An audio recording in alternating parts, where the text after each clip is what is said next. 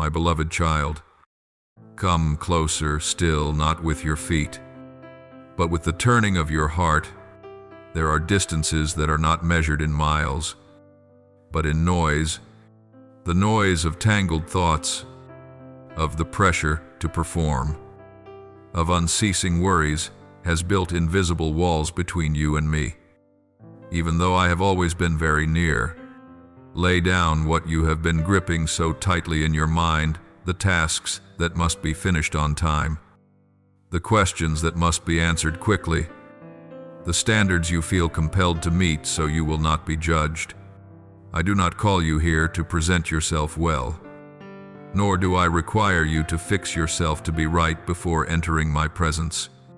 I look at you with a gaze that passes through the outer layers you have learned to maintain, and I touch the deepest place within you where you sigh and no one hears, where you smile while your heart remains heavy, where you say, "I'm fine," even as everything inside is trembling. You have lived through many seasons in which survival taught you a quiet form of strength. Strong not because you did not hurt, but because you felt you were not allowed to break. Strong not because you did not need anyone, but because you did not dare believe that anyone would truly stay. Strong not because you were not tired, but because you believed that if you stopped, everything would fall apart. You became the watchman of your own life, guarding every emotion so you would not be seen as too much, guarding every word so no one would be uncomfortable, guarding every small mistake to avoid criticism, even guarding your joy so you would not be called selfish. In all those watchful nights, you put on finely crafted armor, quiet, unremarkable, but hard.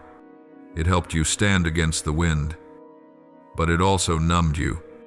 It protected you from new wounds, yet at the same time, it kept you from touching the gentleness you needed in order to be healed.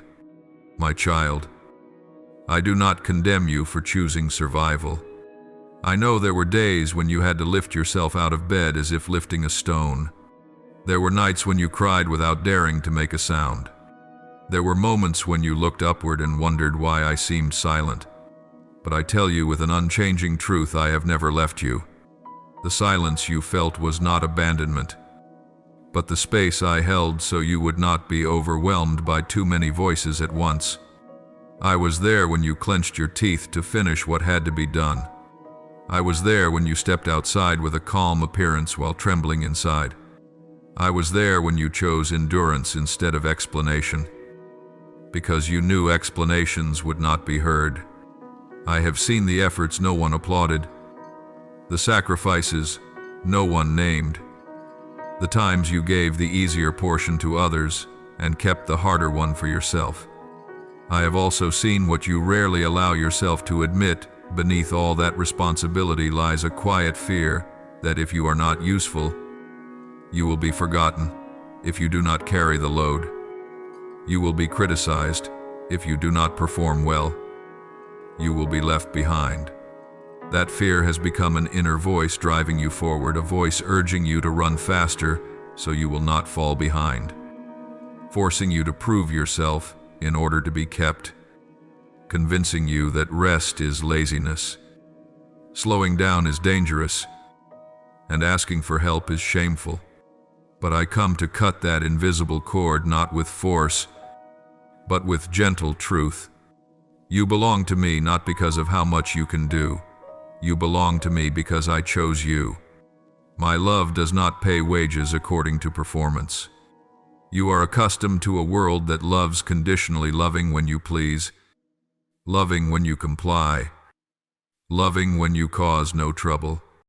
But I love you by covenant, a love that does not turn away when you are tired, does not withdraw when you are weak, does not disappear when you do not yet understand what you need.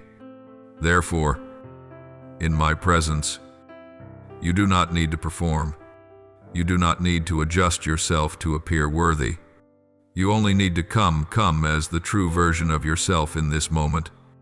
I do not only want you to be less tired, I want you to see the root of that weariness. There are forms of exhaustion that do not come from honest labor, but from a way of living that constantly tightens itself to fit the expectations of others. There are kinds of fatigue that do not come from loving, but from trying to keep everyone satisfied, even when it pulls you away from yourself. There are burdens that do not come from the calling I have given you, but from what you have taken on because you were afraid to say no, afraid of being misunderstood, afraid of being seen as selfish. Over time, you began to call that depletion normal, to call tension motivation, to call anxiety responsibility, but I call them by their true names, and I am unlocking them for you. Let me loosen the garment that has bound you for so long, one fastening at a time, one layer at a time. You will feel lighter, but you may also feel strange, because you have grown accustomed to being constricted. The emptiness you sense is not lack, it is the space I am creating so my life can breathe within you. I am not taking away your strength, I am restoring strength to its true meaning. True strength is not endless endurance, but knowing when to return, knowing when to stop before you break, knowing how to set down what does not belong to you. I will teach you this through very small steps, on very ordinary days. When you are about to accept a request, you pause to ask me. When you are about to say yes out of habit, you listen for whether peace is present. When your body tightens, you acknowledge that you are being driven. When your heart contracts, you do not scold it, but bring it before me. I am realigning your center so you no longer live by reaction, but by guidance, so you no longer run after the trumpet calls of the world, but walk in step with my rhythm of peace. You are loved even when you are resting. You have value even when you are not yet finished. You are chosen even when you are not the one fixing everything. You are not a tool for others to use. You are my child, whom I care for, shape, and cause to flourish. The quiet seasons you have walked through were not meant to make you harder, but to make you deeper, not to train you for isolation, but to spare you from unhealthy attachments. And now, slow your breathing. Let my presence settle over the tense places like warm water. You do not need to run to be seen by me. You do not need to strain to be held by me. You do not need to prove yourself to be chosen by me. You have already been chosen, and from this place of return, I begin something new, not with noise, but with a renewal that rises from the roots. My beloved child, not every voice that rises within you comes from the same source. Some voices are so familiar that you mistake them for your own. They speak in reasonable tones, in moral language, in worries disguised as responsibility. But my child, not everything that sounds right comes from me. Not every urge to act immediately is guidance. I am teaching you a vital skill for this new season: discernment. Discernment does not begin with hearing a louder voice. It begins with becoming quieter. In stillness, my voice does not argue, it confirms. In stillness, you are not pulled in many directions, you are anchored. And in stillness, you will gradually recognize the difference between an invitation that gives life and a pressure that drains the soul.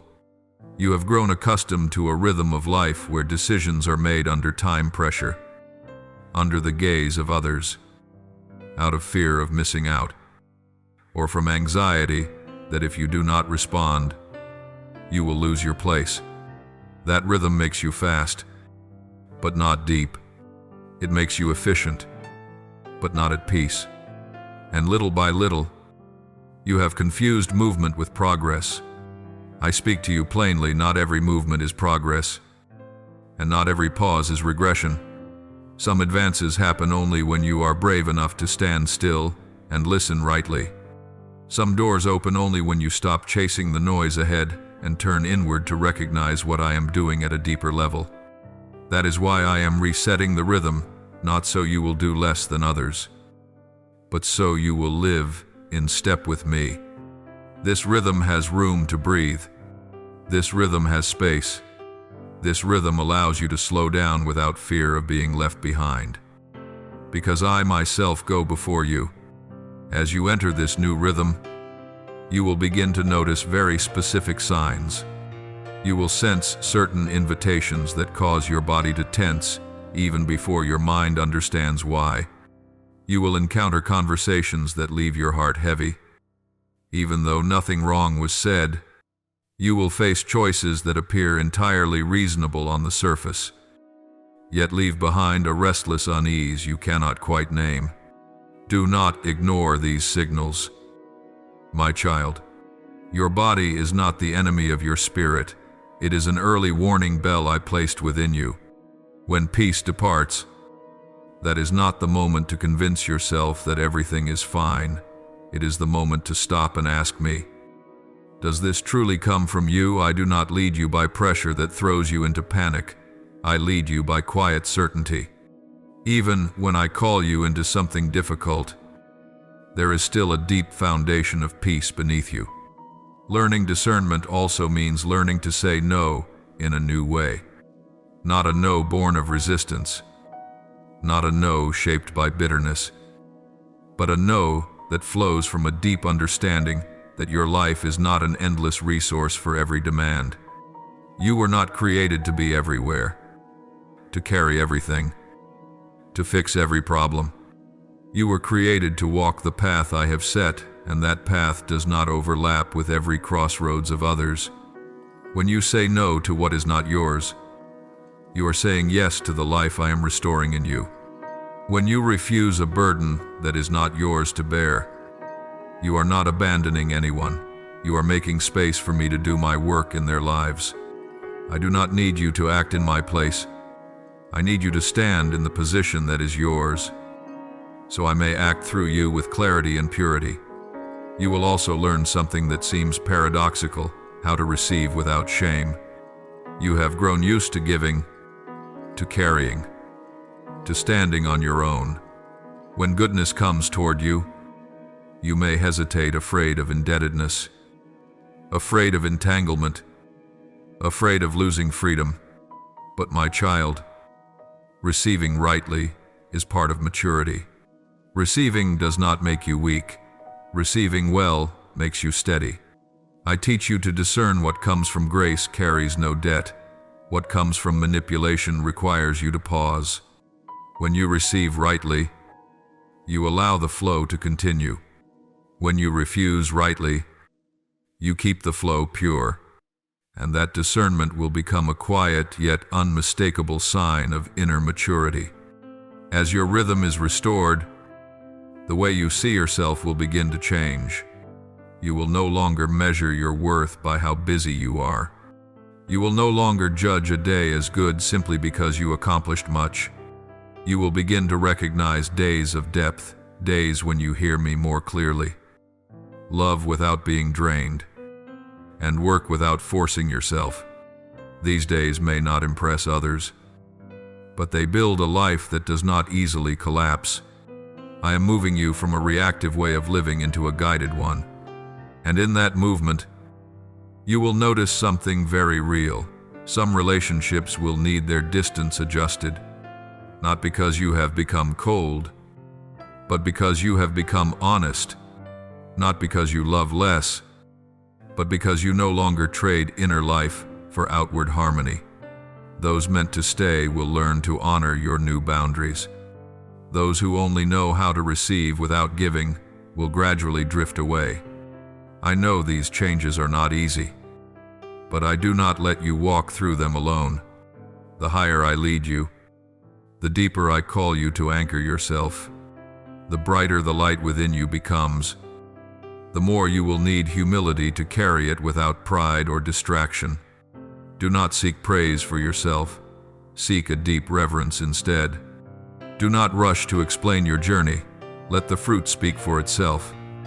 I will speak on your behalf when you are silent. I will open doors no one can shut. I will confirm what I have begun, not with blaring trumpets, but with the steady endurance of fruit over time. You are not stepping into a passing phase.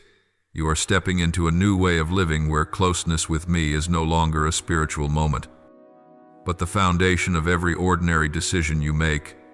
Therefore, keep your mind alert these days, not fearful, but watchful. The enemy does not need you to make a great mistake. It only needs you to slip back into the old rhythm. But I have placed you in a safe place. I have surrounded you. When you sense yourself being pulled away, return to your breath. When your thoughts become tangled, seek stillness. When you feel yourself about to agree out of pressure, pause. Each time you do this, you are strengthening a new foundation, one not built on exhausting effort, but on my living presence within you. And from that foundation, I will continue to lead you step by clear step, choice by peaceful choice, encounter by rightly appointed encounter. This is the rhythm of life I have prepared for you, and I walk with you in every beat of that rhythm. My beloved child, I rarely awaken you with thunder. More often, I whisper with quiet clarity. You have grown accustomed to seeking confirmation from the outside through praise, through quick results, through the eyes of others, but in this season, I am teaching you to recognize confirmation from within. This kind of confirmation does not agitate or rush you, it steadies you. It does not excite you briefly and then leave you empty. It leaves behind a durable sense of grounding. When something comes from me, you may not yet understand it fully, but you are not confused. You may still feel fear, but you are not panicked. And even as you stand before something new, there is a quiet assurance deep beneath you that holds you. Learn to trust that assurance. It is not a passing emotion. It is the imprint of my presence within you. You will notice this confirmation appearing in very ordinary ways. At times it will be an unexpected lightness when you lay down an old burden. At times it will be a granted delay, not a postponement meant to discourage you, but a protection from hurried steps. At times it will be an unplanned meeting, where another person's words touch exactly what I have been teaching you in secret. At times it will be a door that closes without you having to force it shut. The energy to pursue it simply drains away, and you know you have been released. Do not dismiss these small signals. I use small things to train you to recognize my hand in greater ones. As you pay attention, you will begin to see a new pattern forming. Choices aligned with my rhythm do not drain you, they clarify you. They do not pull you away from yourself.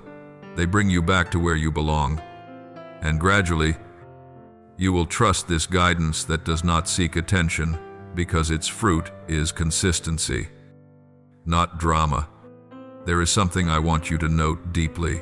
True confirmation does not come to make you stand out before others, but to make you stand firm before yourself. You have lived long enough in self-doubt, doubting your own perceptions, doubting your intuition, doubting your right to pause. I am healing that place.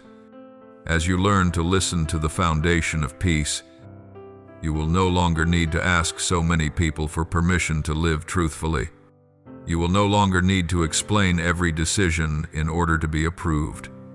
Not because you have closed your heart, but because you have anchored deeply. And when you are anchored deeply, questioning voices no longer unsettle you as they once did. I am not calling you to become hardened. I am calling you to become firm. Firm does not mean unshaken. It means shaken without collapse. That firmness is built through every time you choose to obey what I confirm within you, even when it runs against old habits.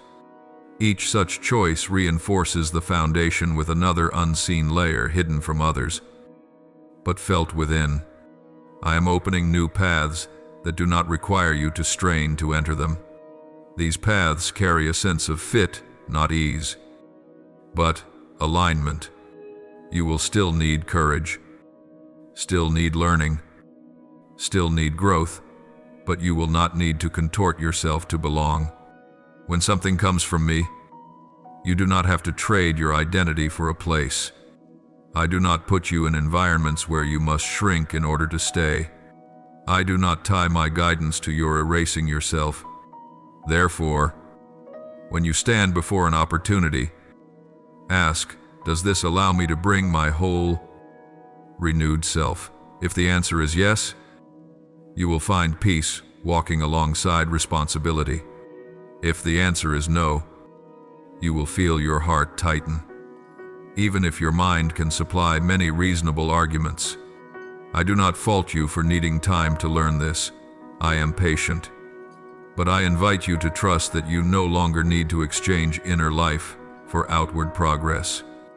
In this process, there will be people who do not understand you. They may remember you as an earlier version, the version that was always available, always agreeable, always enduring. When you change your rhythm, they may call you distant, different, difficult. Do not rush to defend yourself. I do not need you to explain the path I am leading you on. Let the fruit speak. Let the peace within you become your testimony. Those appointed to walk with you will learn to honor your new boundaries. Those who only know how to receive will feel inconvenienced, and that is not your fault. I am refining the circle around you, not to isolate you, but to protect you. The connections prepared for this season will nourish life, not drain it. You will recognize them by the safety to be yourself, by encouragement that comes with responsibility, by truth spoken in love. I do not promise that every relationship will be easy. I promise that the right ones will be healing. As you continue to walk forward, I will also confirm through timing. I am the Lord of time, and I do not hurry. Some things, if they come too early, would harm you. Some things, if they come too late, would discourage you. I know the right moment, so when you find yourself being held back, do not conclude that you have been forgotten. When you find yourself waiting, do not assume you have been excluded. I am deepening the foundation so that when I lift you, you will not be overwhelmed. Remember this, the tallest trees have the deepest roots, and deep roots are not formed under lights, but in dark soil, where no one sees. You have walked through that dark soil, not in vain. Now I am bringing you into the light in a way that preserves the life within you. I am not pulling you out with display. I am leading you out with readiness. At times you may ask yourself, how do I know this is truly your hand? I answer you this way. Look at the direction of your heart. When I lead, your heart moves toward truth, not shame. It moves toward freedom, not hiding.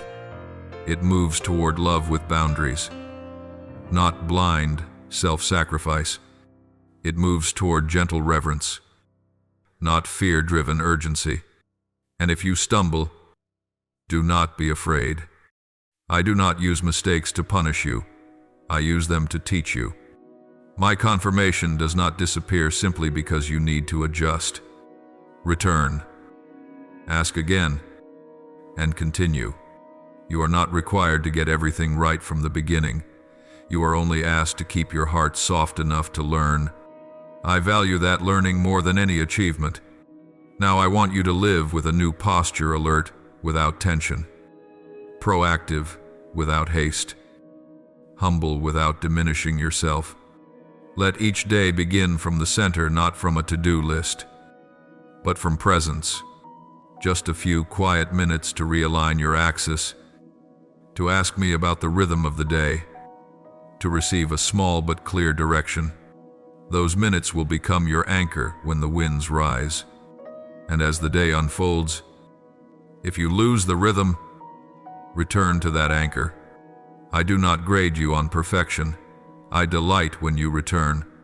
Each time you return, confirmation is renewed. You no longer walk in obscurity. You walk in light sufficient for the next step.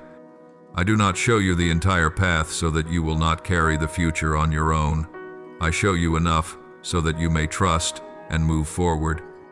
And in each of those steps, I am before you, around you, and alive within you.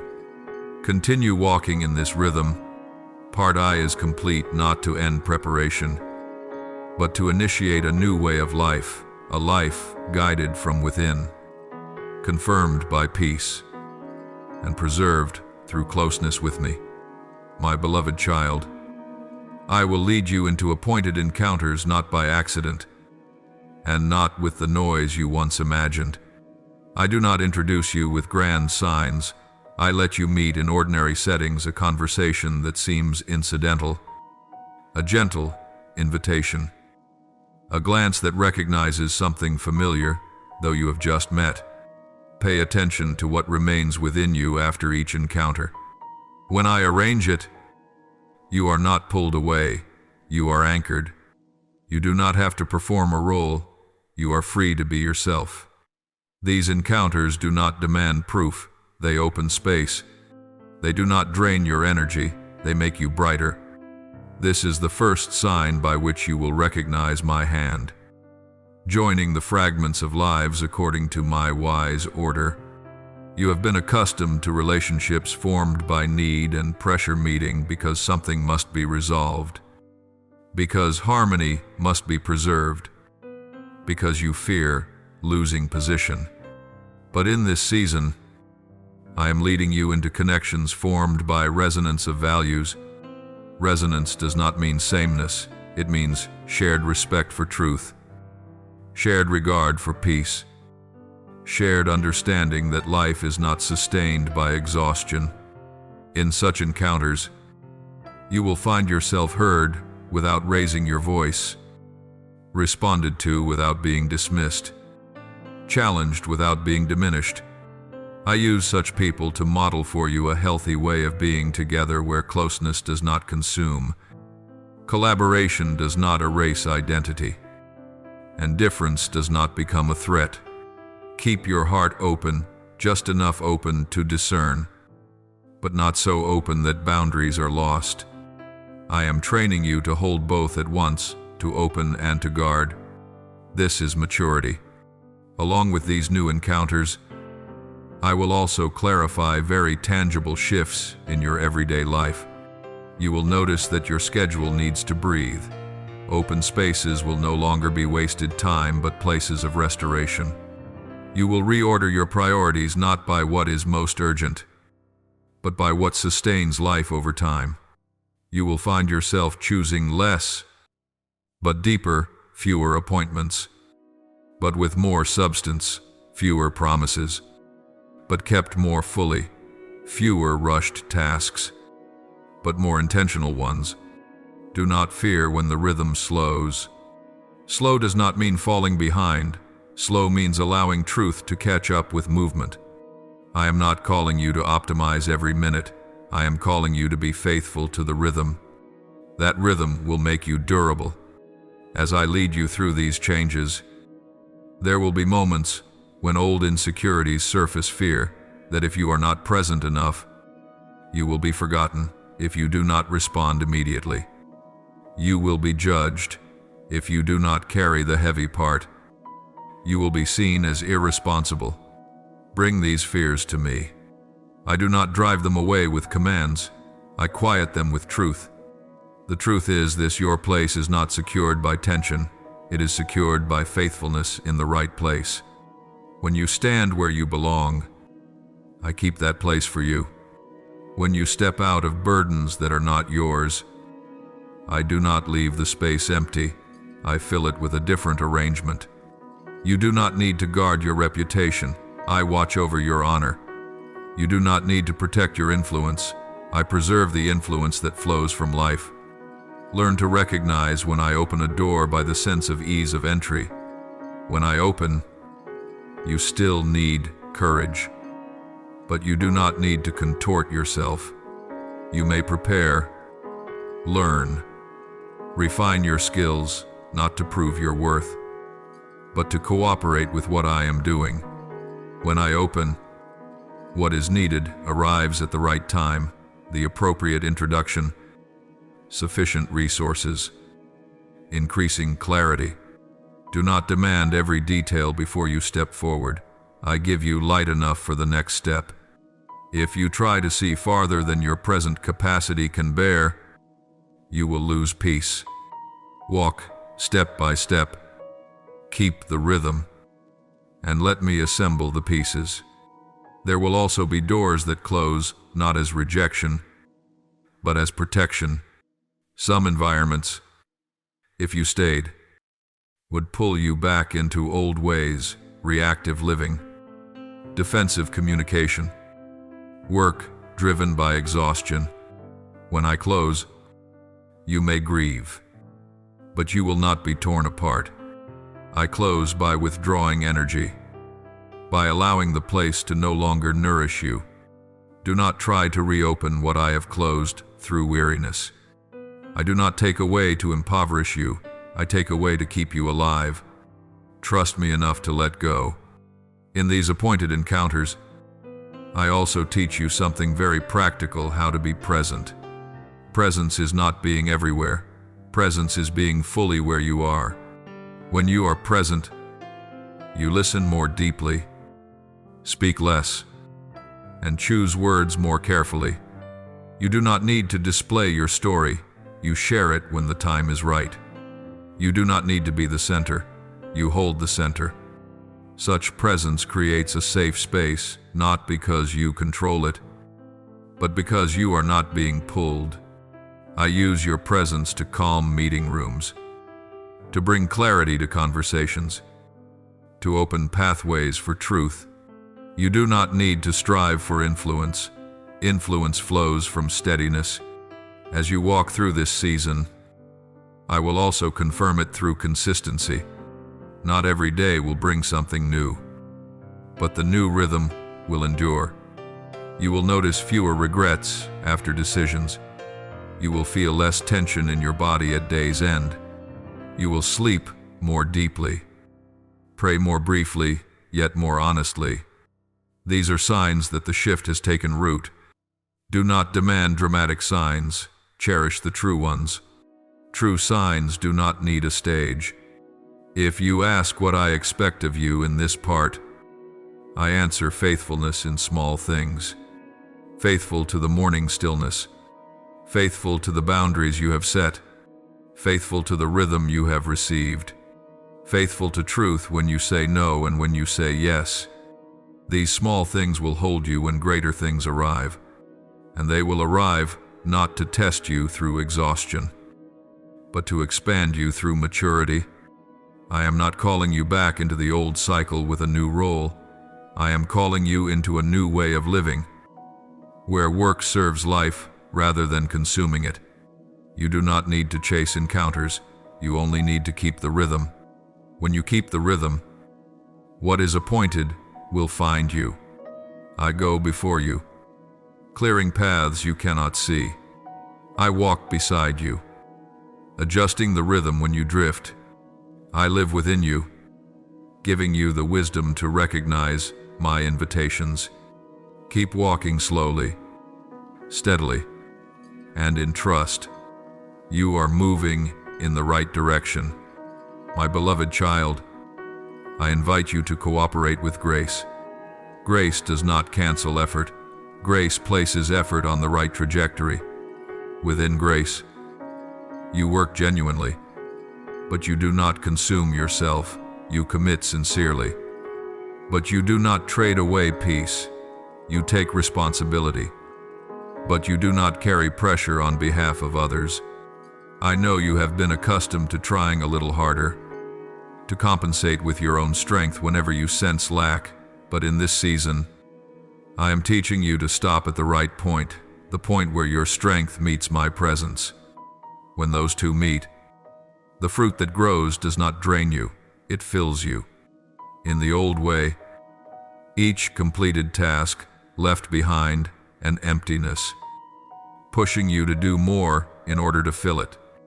In the new way, each completed task leaves a quiet foundation, allowing you to rest without guilt.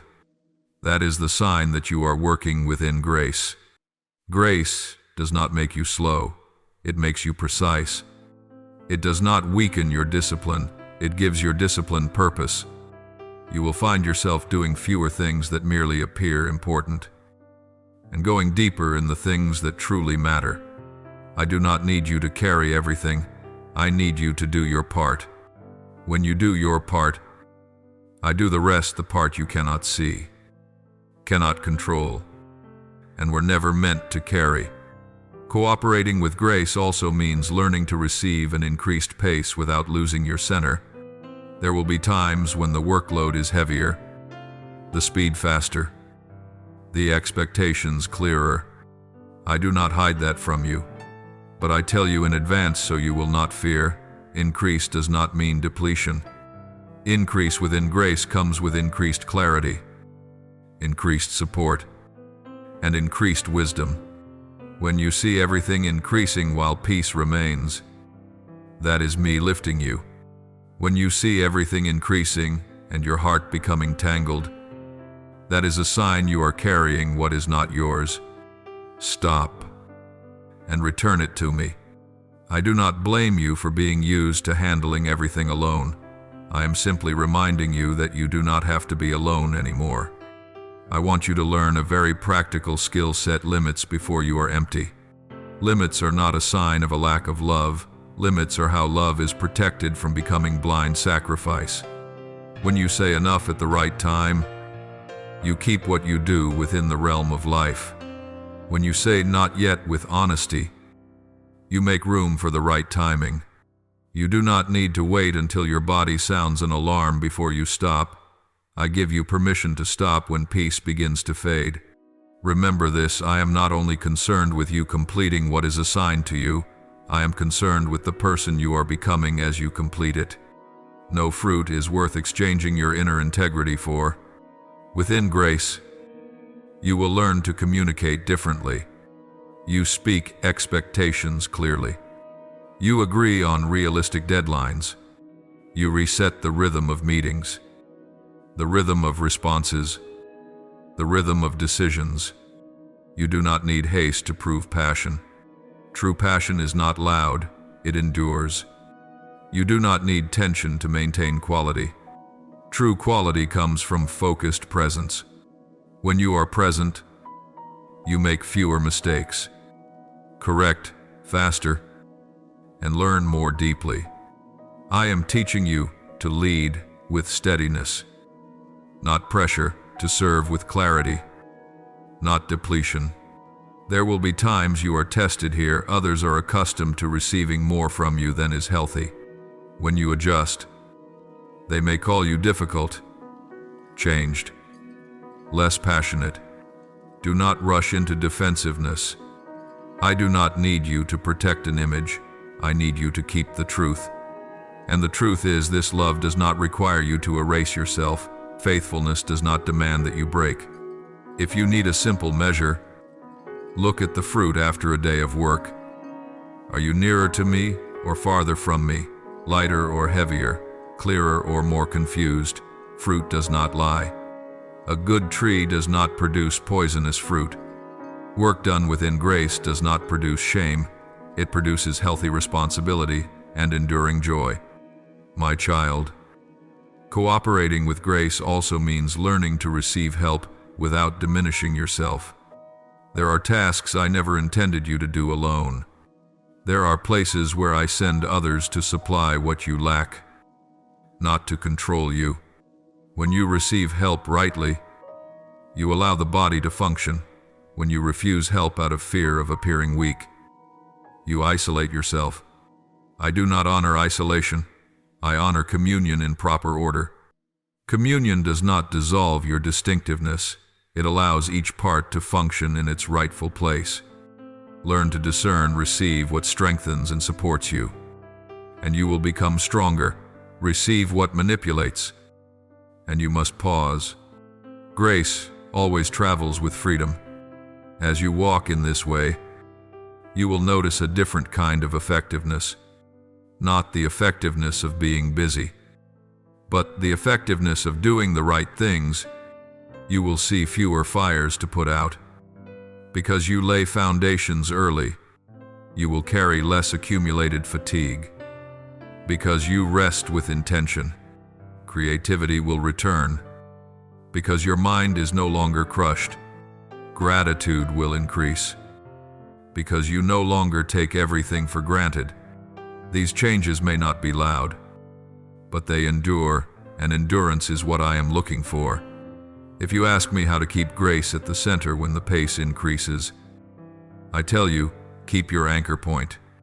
Your anchor is not a crowded schedule. Your anchor is presence. Begin your day with a short whisper, Lord, lead me today. End your day with a brief act of returning. Return what is unfinished. Return worries that are not yours to carry. These small practices keep your axis straight. When the axis is straight, the wheel turns smoothly. When the axis is misaligned, even spinning fast will grind you down. I will not assign you anything that my grace is not sufficient to carry. When you feel yourself about to bear it in your own strength, stop and call on me. I am nearer than you think. I am not standing outside observing. I am within you, working with you, and going before you. Keep cooperating with grace. You will do more than you think, but in a different way, and that way will keep you alive, my beloved child. The test of this season will not be as loud as before. It will not pull you into a visible crisis. It will come in the form of prolonged misunderstandings, gradually increasing pressure, and familiar invitations to return to the old way, the fast life to prove yourself, the carrying to earn recognition, the enduring to keep outward peace. I tell you in advance, so you will not be surprised when grace is at work. The enemy does not need you to make a great mistake. It only needs you to become tired enough to choose old habits again.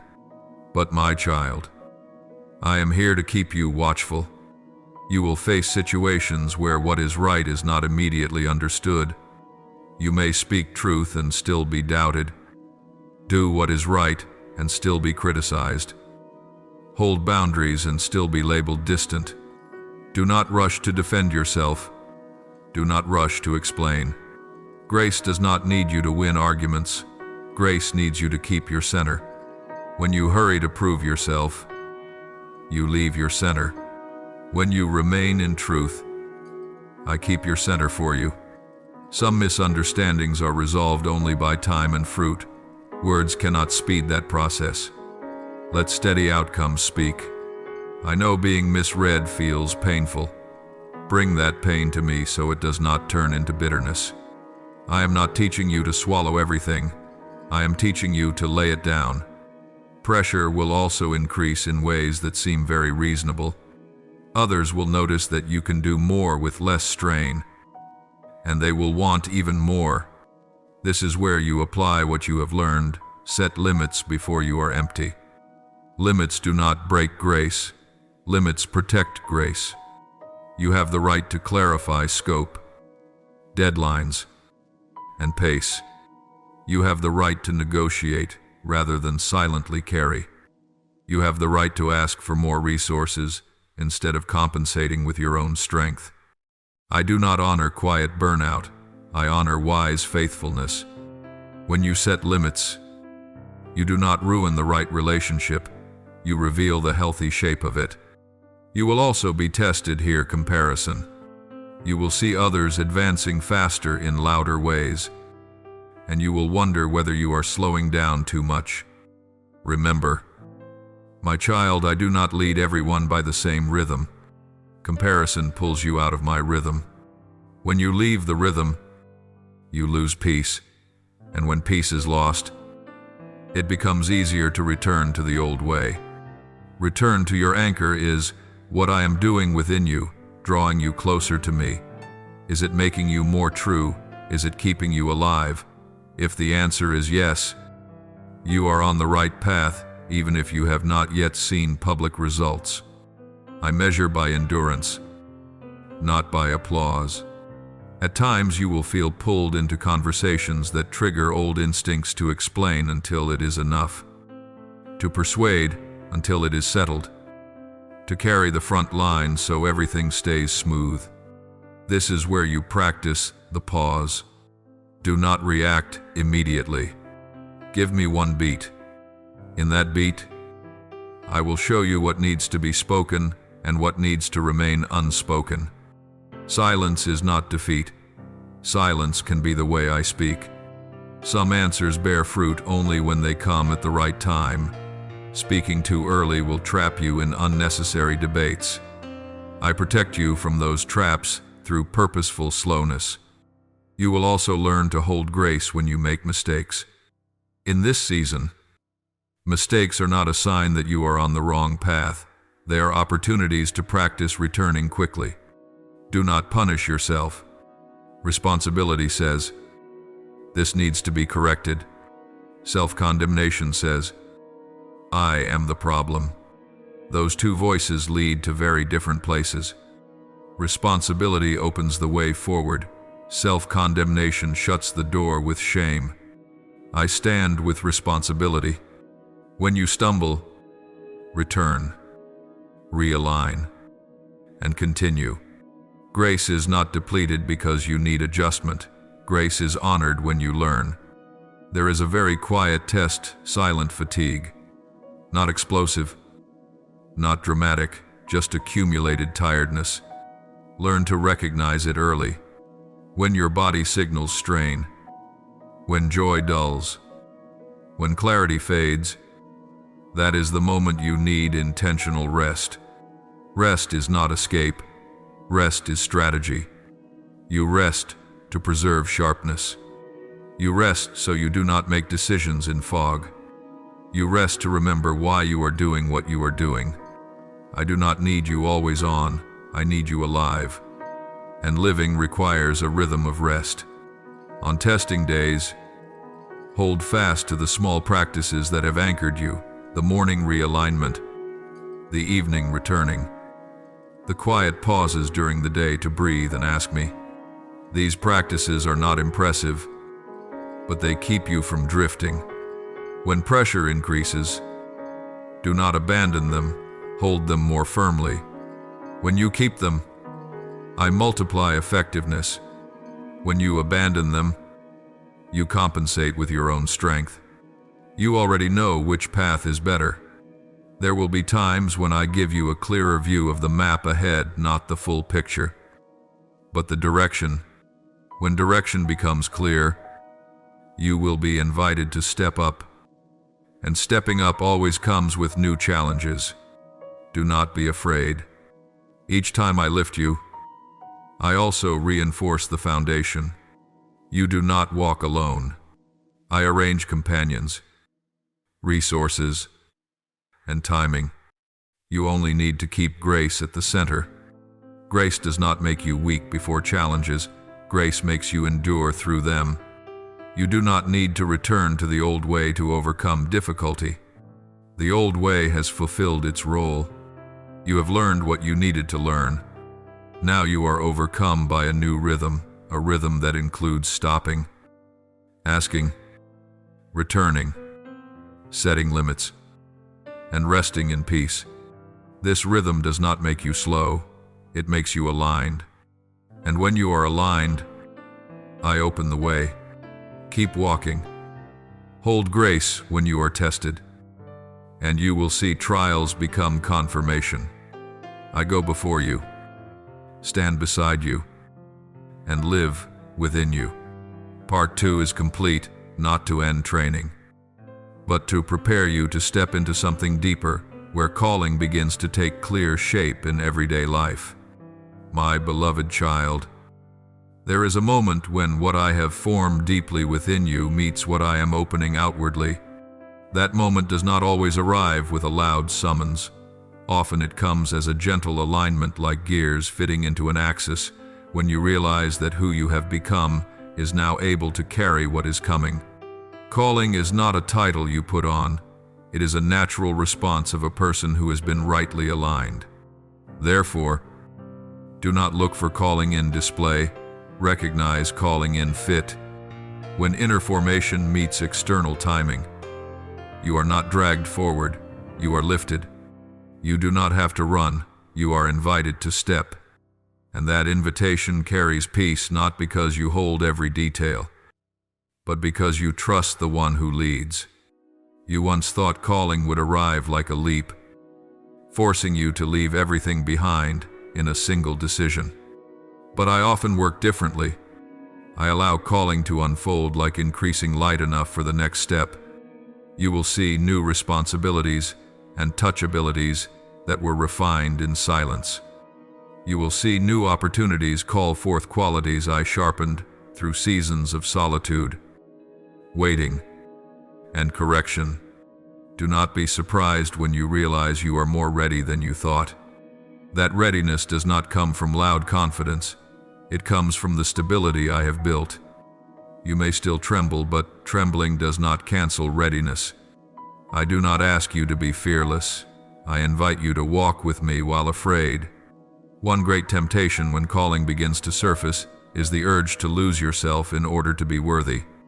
You may feel pressure to adjust your voice, your pace, even your values to fit an existing mold. Hear me clearly, I do not reveal calling so that you shrink. My calling does not require you to erase yourself. It requires faithfulness to your renewed self.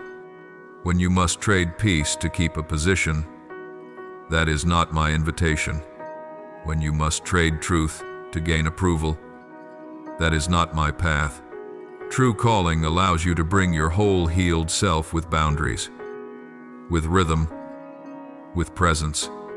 I do not place you in environments that force you back into reactive survival. You will learn a very practical measure of discernment in this phase. Does this allow me to remain in the rhythm I have received from you? If the answer is yes, even if the work is hard, you have a foundation. If the answer is no, even if the opportunity is attractive, you will lose your center. I am not calling you to choose between safety and growth. I am calling you to grow within the safety of my presence. That presence does not remove responsibility. It enables you to carry responsibility with clarity. And when you carry it with clarity, others benefit not because you are depleted, but because you endure. Do not fear the practical details. Calling is not only an idea, it enters schedules, budgets, agreements, and deadlines. I am not afraid of details. I dwell within them. Let peace be your filter before you sign, before you promise, before you commit. Peace is not a fleeting feeling.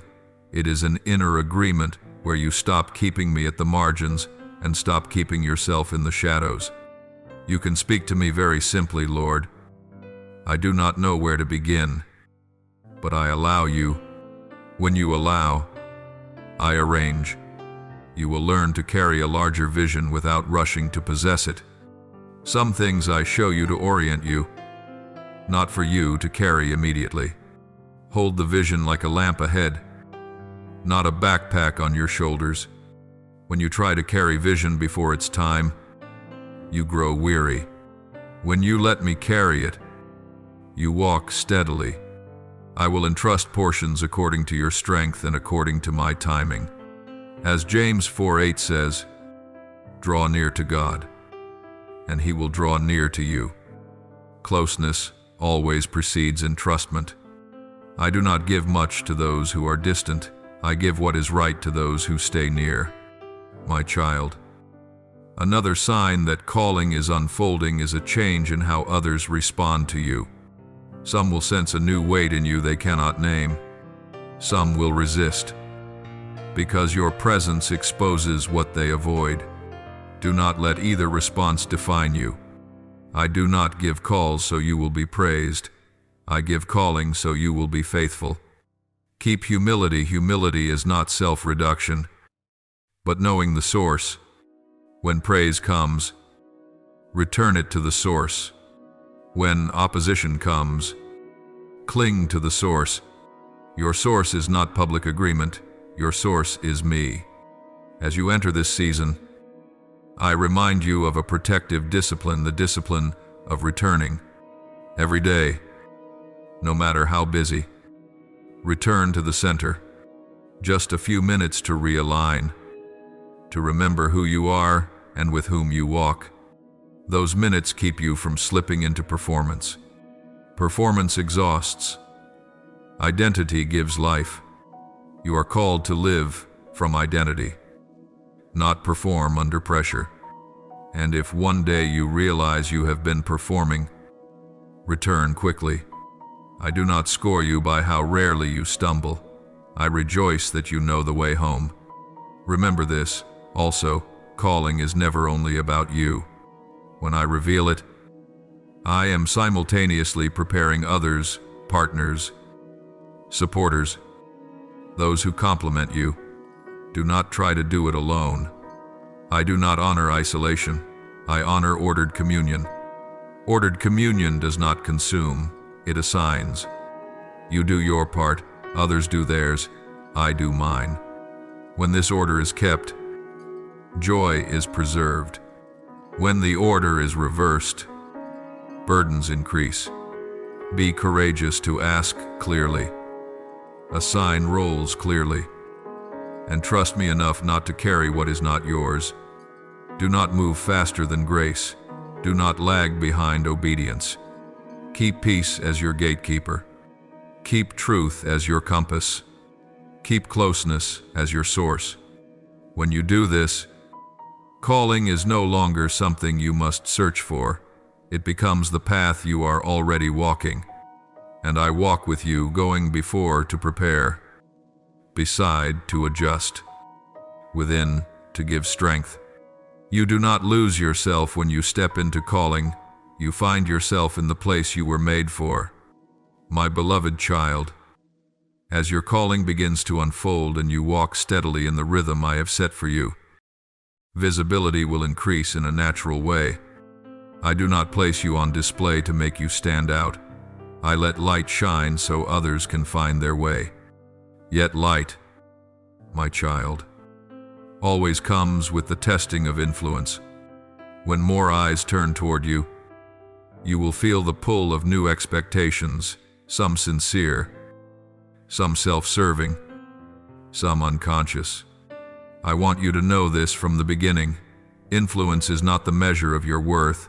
It is a tool I entrust to you for service. If you confuse the tool with your identity, you will grow weary. If you keep identity as the foundation, the tool will remain in its proper place. You will notice a change in how others treat you. Some will come because they feel supported. Some will come because they want to attach themselves to what is growing. Some will come out of curiosity. Do not rush to categorize by reaction, discern by fruit. What does each interaction leave within you? Life or depletion? Truth or performance? Peace or tension? I am not calling you to close your heart. I am calling you to guard the gate. Guarding the gate does not make you cold. It keeps the flow clean. You do not owe yourself to every invitation. You do not need to meet every expectation. When you sift by peace, you protect both yourself and others from connections that are out of season. One subtle test of influence is the whisper of ego. Protect your image. Say what pleases. Avoid anything that might cost you points.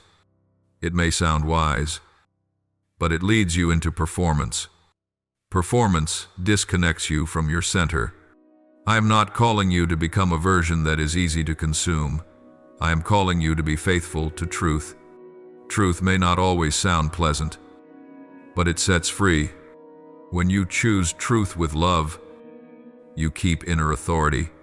That authority does not come from a following. It comes from consistency between what you say and what you live. Consistency is the anchor that holds you when the winds of public opinion shift. You will also face the temptation of comparison not only with those who move more slowly, but also with those who move more quickly. Comparison makes you question my rhythm. Remember, my child, I do not lead everyone along the same route. Some are called to sow, some are called to water, some are called to reap. Every part is needed. When you compare, you leave your portion to stare at someone else's, and the place I entrusted to you is left unattended. Returning to the core question, am I being faithful to my portion today? Faithfulness to your portion keeps you humble, and humility keeps you safe from exaggeration. As visibility increases, performance pressure increases as well. Others may expect you to always be at your peak, always strong, always available, always right. Do not take that burden. I did not give you the role of a symbol. I gave you the role of a living person. A living person has strong days and weak days. A living person must rest in order to keep giving. When you allow yourself to be alive, you give others permission to be alive too. That is a healthy influence. Keep a rhythm of rest in public and in secret. Rest does not make you less credible. Rest makes you reliable. Those who last are not those who never stop, but those who know how to stop at the right time. You will also need to learn a new communication skill, saying no in public without causing rupture. Your no does not need long explanations. It needs clarity and gentleness. Clear, so it is not confusing. Gentle, so it does not slam a door. When you say no from peace, you keep the bridge without trading away your boundary. I will teach you the right words for each setting, words that are not defensive, not proud, not vague. Trust me in every dialogue. I am in your mouth when you speak truth in love. Another danger is allowing success to define you. Success may come, but if you let it narrate your story, you will lose the story I am writing. I am not against success. I am against you exchanging your source. Your source is closeness, not outcomes. Keep the hidden practices that nourished you when no one saw the morning stillness. The short but honest prayer. The act of returning at day's end. When these practices remain, outward light does not blind you, it clarifies you. There will be times I allow public criticism to touch you, not to reduce you, but to refine you. Criticism can help you sift motives, adjust your tone, sharpen truth, but do not drink every word. Bring them to me. I will show you which words to receive and which to release. I do not protect you from every noise. I teach you selective hearing. The mature are not numbed by praise, nor broken by blame. As influence expands, I will also expand your responsibility toward others, not so you carry them, but so you lead them back to the source. Leading to the source does not make you the center, it makes me the center. When you point others to me, you free yourself from the burden of needing to be the answer. You do not need to have every solution. You need to point in the right direction. That keeps you humble and keeps others free. Your identity is anchored in my love. Image is only a byproduct. When you keep identity, the image arranges itself. When you chase an image, identity slowly wears away.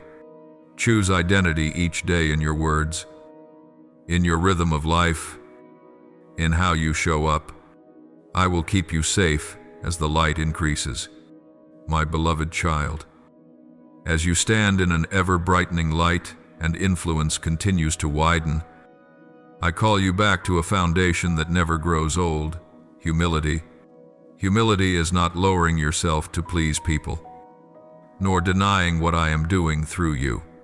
Humility is living in the truth about the source, knowing who gives, who receives, and why anything is entrusted at all. When you keep the source at the center, light does not dazzle you, it helps you see. And when you see clearly, your influence does not only spread quickly, it spreads with endurance. You will notice a subtle difference between two kinds of influence. One kind attracts through display and must constantly be refueled by praise and numbers. The other spreads through steadiness and does not need self-promotion, because it carries the weight of truth. I am calling you into the second kind. It does not require you to be everywhere. It requires you to be present in the right place. It does not force you to speak much. It asks you to speak rightly.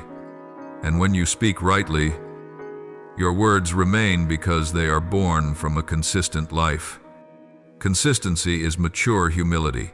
You do not have to prove yourself every day, because you live what you say, my child. Humility also protects you from the temptation to make large what is my work. There will be times you are invited into higher places, hear warmer applause, receive more attractive offers. Do not fear those things. Fear exchanging your source. If you begin to use attention as fuel, you will need more of it to keep moving. But if you use closeness as fuel, you will have enough for every day. Practice a quiet reflex when praise comes. Return it to the source within your heart when achievement comes. Ask me for the next step when influence increases. Increase your hidden discipline. Hidden discipline keeps your heart soft when the world outside grows hard. You will also learn that humility does not avoid responsibility. On the contrary, humility makes you willing to take responsibility without self-defense. When there is a mistake, you do not blame, you adjust. When there is misunderstanding, you do not attack, you remain patient. When criticism is true, you receive it. When criticism is false, you lay it down. I am not calling you to be perfect. I am calling you to learn quickly. Quick learning produces long-term credibility. People trust you not because you never stumble, but because you consistently return to the right place after you stumble. For influence to bear lasting fruit, you must protect your rhythm of life the way you would protect a spring of water. A broken rhythm will dry your words. A guarded rhythm will give your words strength. Keep the nourishing practices non-negotiable: stillness, meetings with no goal beyond presence, rest days that are not labeled unproductive. These things do not slow you down, they make you durable. And durability is what I look for when I entrust influence, because lasting influence is what truly nourishes others. You will come to see that long-term influence is not measured by how many people hear you, but by how many become freer after encountering you. That freedom does not come because you solve everything for them, it comes because you lead them back to the source. When you make me the center, you free yourself from the burden of needing to be the answer. You become a guide, not a substitute. This is humility, bearing fruit. You lift others without standing on them. You empower without losing your place. You lead without possessing. There is another very subtle temptation to think that humility means remaining silent in the face of injustice. I speak plainly, humility does not make you mute. When it is time to speak, speak, but speak from a foundation of peace, not from reaction. Words that arise from peace carry authority. Words that arise from anger require defense. I will show you when to speak and when to wait. When you trust me with timing, your words will arrive at the right moment and bear fruit. As Micah 6:8 reminds us, what I delight in is to act justly, to love mercy, and to walk humbly with your God. Justice and humility are not in conflict. They uphold one another. You will also learn to protect your team and those who walk alongside you through humility. When success comes, you share the credit, When difficulty comes, you take responsibility. In victory, you lift others. In failure, you do not push them down. How you treat those closest to you will determine the durability of your influence. I am not building a solitary hero. I am building a mature community. And a mature community is nourished by practical humility, where each person knows their part and honors the part of others. Another important measure of lasting influence is your ability to remain with simple joy. When you still delight in small things, a quiet morning, an honest conversation, a task done with care, you have not been hardened by power. When you lose simple joy, you will seek greater stimulation to compensate. Guard simple joy as you would a small fire in the house. That fire warms every room. I give joy, not so you can escape reality, but so you can move through reality with strength. I keep your influence from decaying. If you keep the source, I keep the flow. If you keep the rhythm, I keep the path. Humility does not make you smaller. It makes you safe to be entrusted with more. And when I entrust more, I know you will use it to give life, not to build monuments. My beloved child, I do not refine you because I doubt you. I refine you because I trust that you can carry more without losing yourself. Expansion is not only about more tasks, more opportunities, more visibility. Expansion is your life being placed into deeper spaces where motives are exposed, habits are tested, and the things you once hid beneath the cover of busyness have nowhere left to hide. And my child, this is not punishment, it is grace. For I do not want what I build through you to be mixed with impurities. I want it clean, durable, and capable of bearing fruit over time. You may experience this refinement as a new kind of pressure different from before. Not a crushing pressure that suffocates, but a pressure that reveals what needs adjustment. I will place you in situations that require you to choose. Choose truth over pleasing words. Choose rhythm over performance. Choose pure love over love that seeks to secure belonging. These choices are small, but they are decisive. I do not come as a cold examiner. I come as a father, standing beside you, showing you the path of freedom. And freedom, my child, always requires leaving behind what is false, even when that falsehood once helped you survive. One area I will refine very clearly is your motive for serving. You may not realize it, but at times you have served not only out of love, but also out of fear, fear of being abandoned, fear of criticism, fear of being seen as useless. You learned to turn usefulness into a ticket for belonging. But my beloved child, I do not want you to serve in order to purchase acceptance. I want you to serve as the natural overflow of a heart that knows it is loved. There is a vast difference between the two. Serving from fear drains you. Serving from love makes you luminous. In this season, I will separate that mixture. I will teach you to say yes from peace and to say no from love. When you do this, you are not only freed, those around you are taught a new order as well. Refinement will also touch how you receive praise and recognition. As you become more visible, praise will come more often. I am not telling you to reject praise as though that makes you holier. I am teaching you not to drink praise as living water. Praise is wind. Your source is me. If you live by wind, you will shift with every change in direction. But if you live by the source, you will stand firm even when the wind turns. Learn to receive praise cleanly. Say, thank you. Then return it to the source within your heart. Do not store it to feed the ego. Do not use it as a measure of worth. I want you to rejoice in what I am doing, without becoming dependent on the reactions of others. I will also refine how you face criticism. Some criticism is true and meant to correct you. Some is false and meant to divert you. You do not need to fight every word. You need to return to me and listen to what I say about you. When criticism is true, I will give you the humility to receive it and adjust.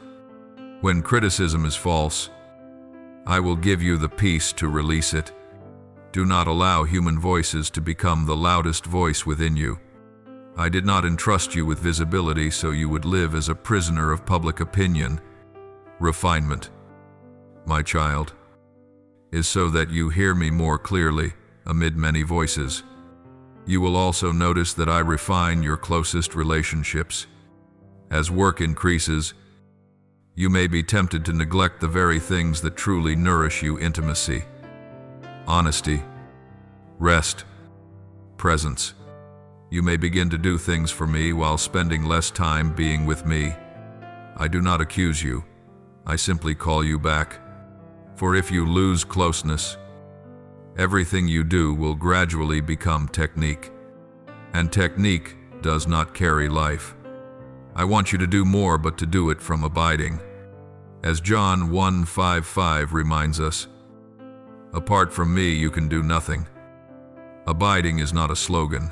It is the life source of all fruit. If you keep the source, you will not be consumed by the work. In this season of refinement, I will also touch how you steward time and energy. You will be invited to reorder, not to optimize like a machine, but to live as one who belongs to me. I will teach you to set holy boundaries, boundaries for sleep, for silence, for the body, for the mind. These boundaries do not make you less devoted. They make your devotion sustainable. When you know how to stop, you preserve sharpness. When you know how to rest, you keep your heart tender. I want you to walk with a strength that is not noisy, the strength of one who knows the rhythm. There will be times when it feels as though I am slowing down what you want to speed up. I do this because I am filtering. If you receive too much too soon, you will rely on structures instead of on me. If you are lifted before the foundation is deep, you will become overwhelmed. I do not want you overwhelmed. I want you to mature. So I may give you pauses between seasons of expansion, pauses to examine your heart, your motives, your rhythm. Do not fear these pauses. They are protection. My child, there is a very clear sign that this refinement is working as intended. You will feel less need to prove yourself. You will be less easily triggered. You will say no without guilt. You will receive yes without shame. You will return more quickly when you drift. This is not numbness, it is freedom. And when you are free, you love purely. And when you love purely, your influence does not merely spread, it heals. I am cleansing you so you can carry what is great without losing what is precious. What is most precious is not opportunity. What is most precious is my presence upon your life. Hold on to that, my beloved child, and everything else will fall into its proper place. I refine you not to take joy away, but so your joy will no longer be mixed with fear. I refine you not to make you hard, but so your heart may remain soft and yet firm. And I walk with you through every step of this refining because I love you. And I know you were created to carry much while remaining at peace. My beloved child, I am beginning to prune things that are good but no longer right for this season. This is the most subtle form of purification, and also the stage in which you may feel most confused. For what I am touching is not evil, they are responsibilities you have carried well.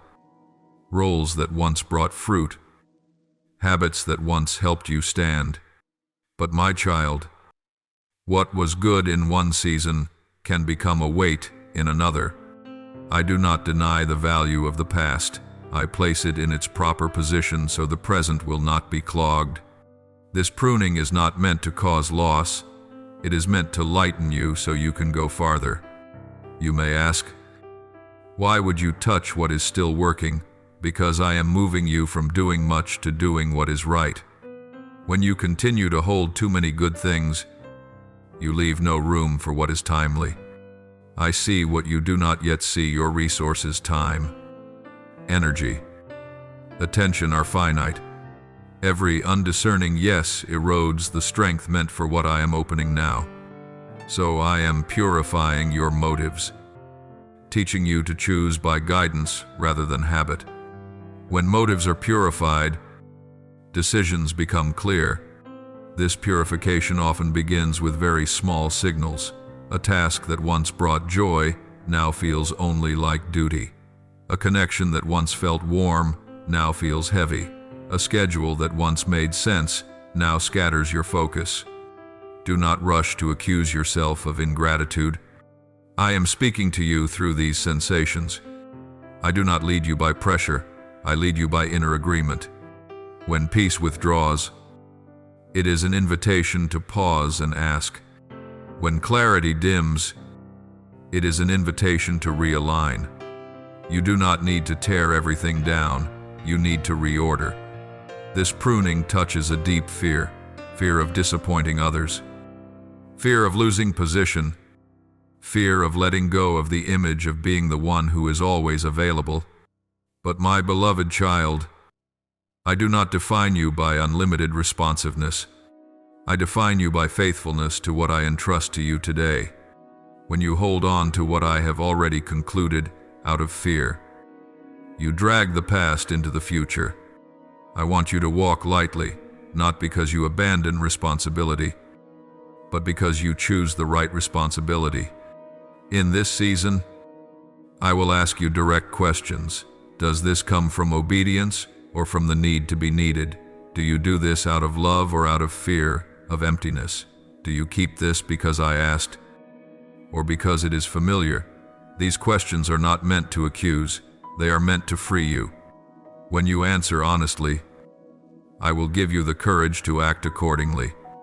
This courage is not loud, it is calm. You will say, it is time to end.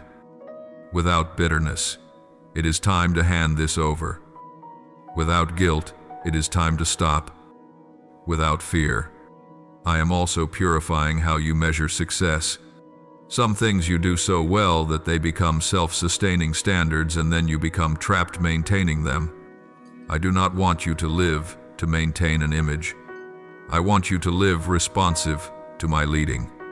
As I prune, you will notice a paradox: doing less, but with greater depth; speaking less, but with greater clarity; being present in fewer places, but in the right ones.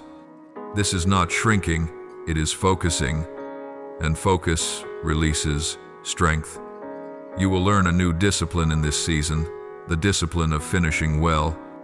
Ending is not abandonment, ending is completion with gratitude. When I tell you to close something, close it fully. Offer thanks. Hand over clearly. Set boundaries with kindness. Healthy endings make room for clean beginnings. If you drag along what I have already ended, you will enter the new with a heavy heart. I want you to enter the new with empty hands. The purification of motives also touches how you pray and serve. You may have grown accustomed to praying to keep things running, serving to hold everything together. I am teaching you to pray in order to listen, to serve in order to abide. When motives are purified, your prayers become simpler yet deeper. You do not need many words, you need agreement. And that agreement unlocks practical wisdom, knowing what to do first, what to do later, what to delegate, and what to keep. I know there will be moments when you grieve the good things I am pruning. Allow yourself to grieve, but do not cling. Grieving is not disobedience. Clinging is. I am very near in the moments you release. I do not take away joy. I change the source of joy. Joy no longer comes from busyness. Joy comes from alignment, and alignment produces enduring peace.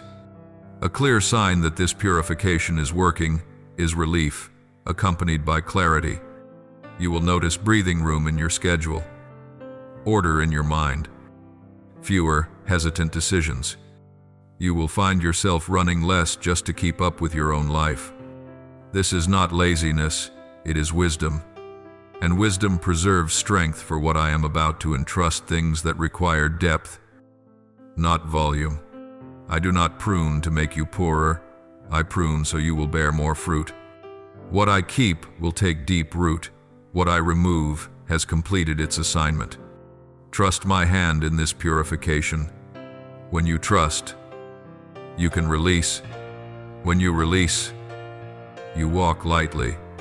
And when you walk lightly, you go far while remaining fully yourself in my presence, my beloved child. As the season of growth opens wider, I do not only teach you how to move forward, I teach you how to stop. Stopping is not retreat, nor is it quitting.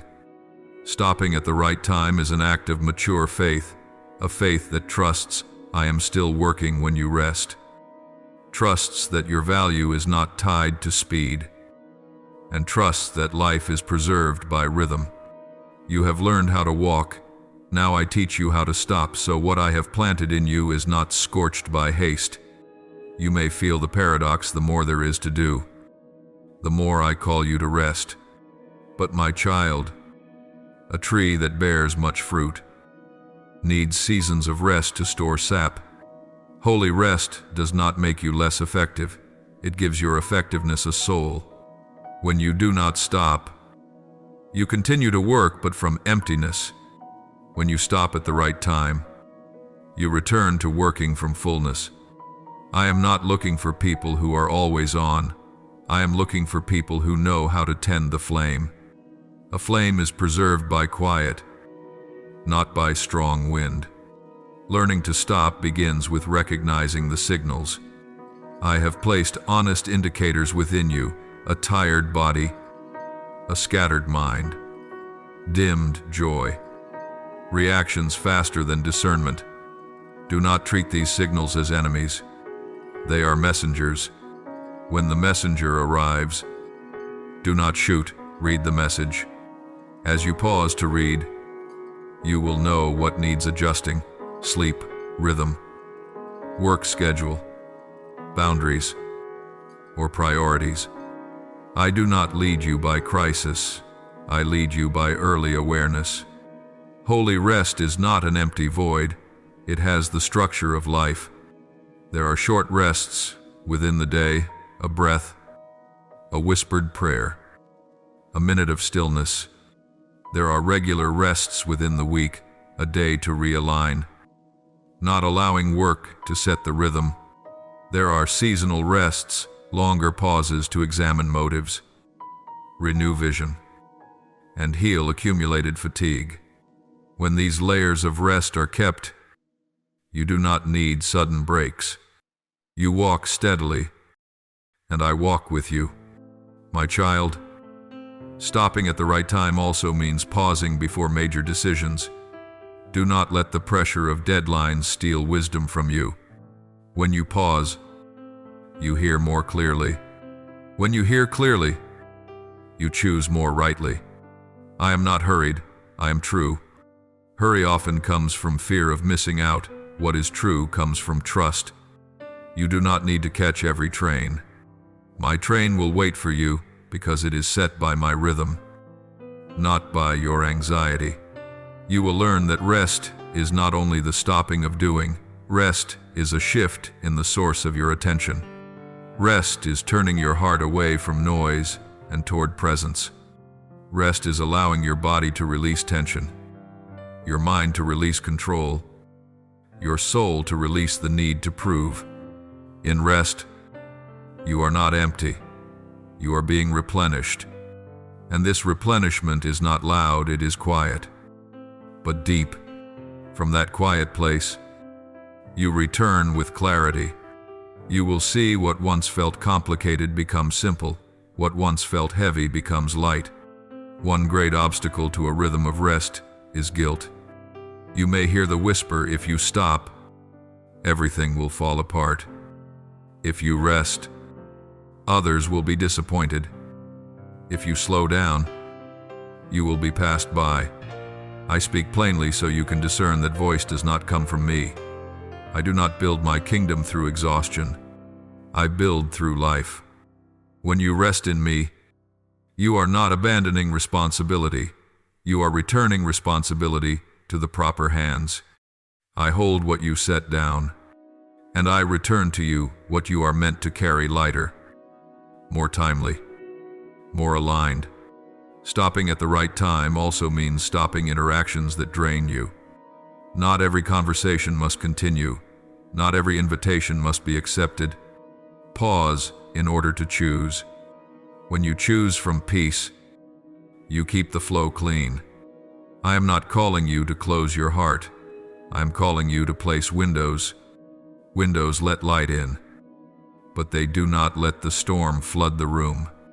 A rhythm of rest helps you discern those boundaries with kindness. In holy rest, I also teach you to enjoy simple joy again. Simple joy does not require a grand reason. It rises where you are present. A slow meal, a quiet walk, an unhurried morning, these are not small things. They are where life is restored.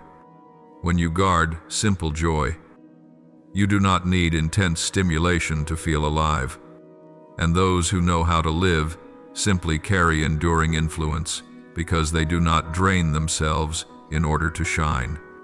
You will find that holy rest changes the way you work. You begin to plan with breathing room. You complete tasks with a clear finish line. You leave space for surprises without panic.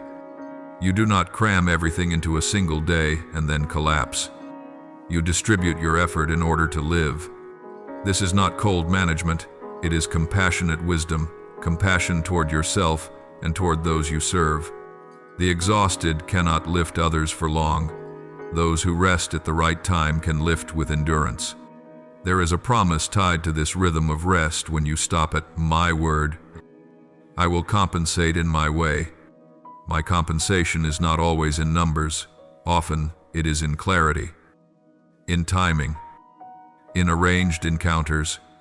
You will see days of rest produce unexpected progress.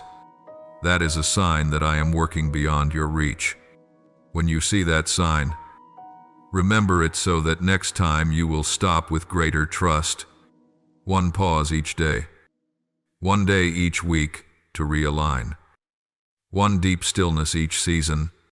Do not turn them into heavy rules. Keep them as life flow. When life flow runs steady, you will go far without losing yourself. I am not calling you to run without stopping. I am calling you to live wholly. Learn to stop at the right time. In that stopping, you will meet me not at the end of your strength, but at your center.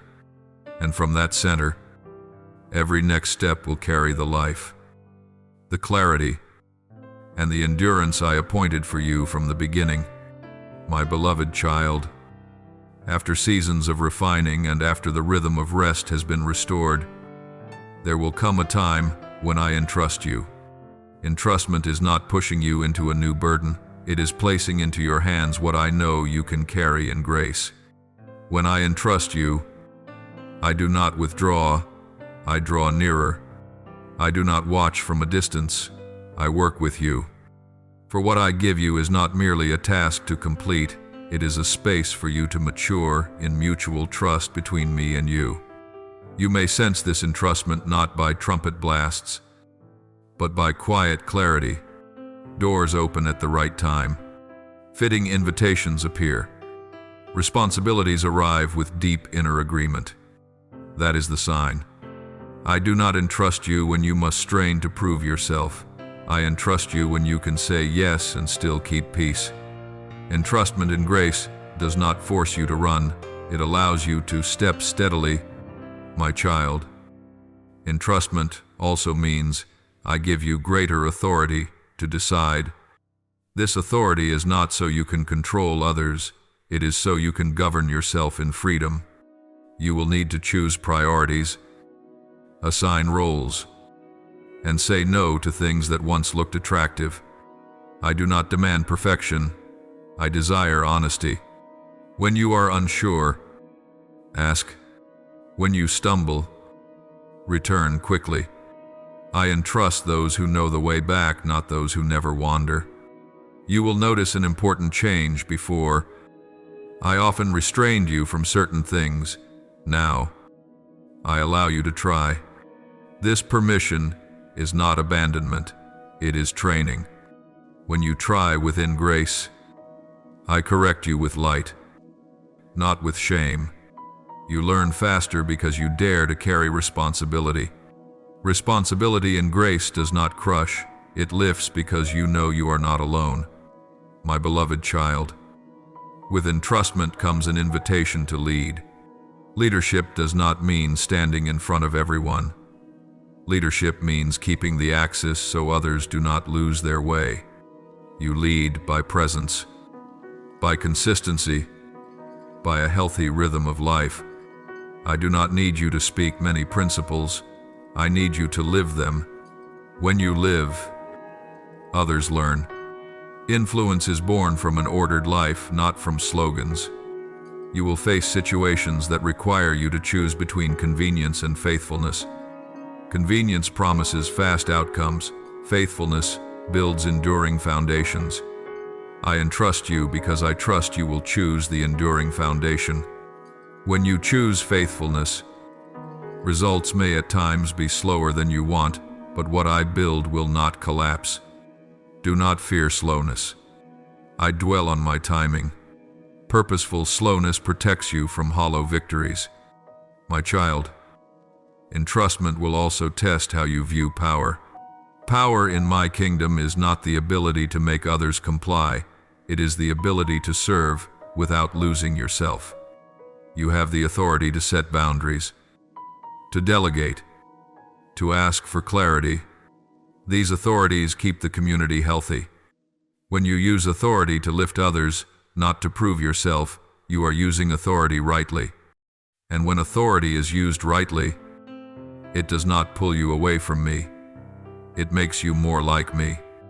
In this phase, I will place new companions beside you. Not everyone will walk with you for long, but each one has a part. Receive them with wisdom, clear roles, clear expectations, clear rhythm. I do not want you to rescue people. I want you to collaborate. Collaboration in grace moves the work forward while preserving hearts. When you notice yourself beginning to carry what belongs to others, stop and realign. I entrust you so you will assign, not so you will hold everything. There will be moments when you miss the earlier days when responsibility was lighter, when choices were simpler. Do not condemn those feelings. Bring them to me. I do not deny your longing. I use it to remind you to keep rhythm. I am not taking you back. I am helping you carry what was precious from the past simplicity, small joy, into the present. Entrustment does not kill joy. It invites joy to mature. You will also learn something essential. Not every outcome rests in your hands. Entrustment in grace frees you from the illusion of control. You do your part clearly, diligently, in rhythm, and then you release the rest to me. Releasing is not neglect. Releasing is trust. When you release, I act. And when I act, outcomes often exceed the framework you imagined because I see farther. My beloved child, keep the anchors that have sustained you up to this point returning each day. Holy rhythms of rest, discerning by peace, and humility that guards the source. These anchors will steady you when the winds of responsibility grow strong. I do not want you to change foundations when the load increases. Your foundation is closeness. Closeness does not make you less effective. It keeps you aligned. I trust you, and I am with you. When you doubt yourself, remember that I have led you through refining to bring you here. When you fear making mistakes, remember that I correct in the light. When you are weary, remember that I invite you to rest. Entrustment is not carrying more alone. Entrustment is stepping into mature collaboration where you do your part with joy, and I do my part with power. My beloved child, when I entrust you with new responsibility, I also place into your hands a form of authority not loud, but real. This authority does not come for you to grip tightly, it comes for you to open pathways. In my kingdom, authority is not measured by the degree of control, but by the measure of life that is released. If you use authority to bind, you will soon grow weary. If you use authority to build, you will see joy spring up in places you did not expect. I want you to learn how to steward authority and grace so authority stays in its proper place and your heart remains at rest. Authority often arrives with a subtle temptation to do things for others so everything meets the right standard. That temptation wears the clothes of responsibility, but its root is fear of risk and lack of trust. My child, when you do things for others, you keep authority in your own hands. When you empower others, you create space for them to grow. I do not give authority so you become a bottleneck. I give authority so you open the way. Opening the way may be slower at first, but it is more enduring in the end. Endurance is my measure.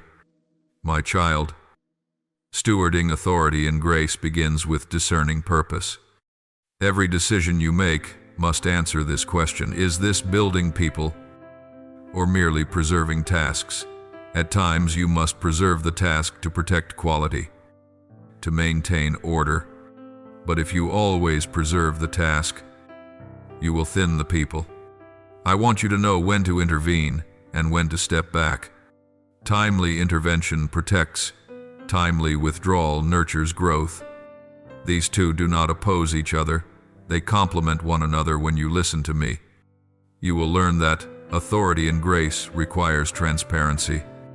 Transparency is not exposing everything. Transparency is clarity about expectations, roles, and boundaries. When you speak clearly, you reduce misunderstanding. When you remain vague, you cultivate tension. I do not want you to lead by guesswork. I want you to lead by light. Light does not weaken authority. Light makes authority trustworthy. People follow clarity because it feels safe. One important measure of authority is how you respond when challenged. When someone disagrees, do you become defensive? When mistakes occur, do you assign personal blame? When success comes, do you share the credit? These moments reveal the source of the authority you are using. Authority and grace is not afraid of questions. It welcomes questions to refine itself. I do not need you to always be right. I need you to always be true. Truth keeps authority alive. You will also face the need for discipline. Discipline in grace is not meant to punish. It is meant to restore order so life can continue to flow. When you discipline from peace, others sense fairness. When you discipline from anger, others see only raw power. Let me guide you in timing, words, and measure. Sometimes a gentle correction is enough. Sometimes a firm stop is needed. But in every case, the goal is healing, not winning. Authority can easily pull you into the center of every decision, every meeting, every bottleneck. Do not let yourself become the center. Build structures so authority is distributed. When you distribute authority, you do not lose influence, you multiply it. I do not call you to be the one who fixes everything. I call you to be the one who enables things to function without dependence on you. You will learn to say no to requests that exceed your authority, and yes to what lies within your assignment. A rightful no protects a rightful yes. I do not measure your devotion by how often you say yes. I measure it by how faithfully you steward what I have entrusted to you. Faithfulness makes you free. Freedom makes you radiant. And those who are radiant can lead the way. Authority and grace is always joined with proactive humility. When you are wrong, you apologize quickly. When you lack understanding, you ask for help. When you learn something new, you update the way you work.